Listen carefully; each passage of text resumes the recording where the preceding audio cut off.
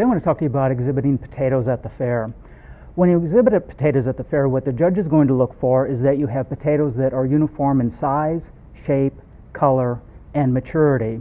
So hopefully they're going to have those qualities. When you're digging them, be sure that you choose those that have a nice, clean, uniform skin to them.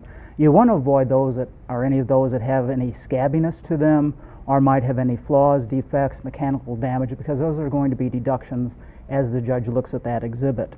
When the potatoes are dug, they're going to have some dirt on them, so what you want to do is simply take a sponge or a soft cloth and wash them off as carefully as you can. You want to avoid using a brush that's going to scrub them too hard.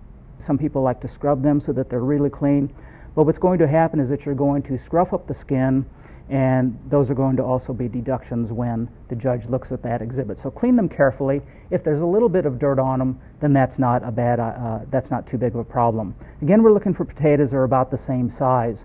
So ideally, when we're exhibiting, they should be about the size of your fist when you make it. So I'm going to select 5 out of the grouping that I have here.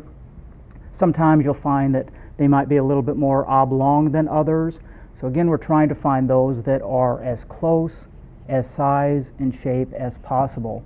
And sometimes when you're putting the exhibit together, you need to have usually more vegetables than you think you're going to need. When you go to harvest, you need to dig quite a few so that you have many to select from, rather than just the exact number.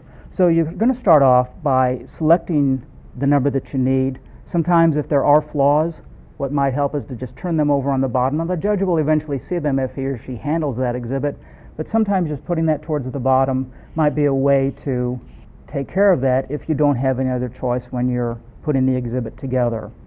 So those are the 5 that I'm going to go with.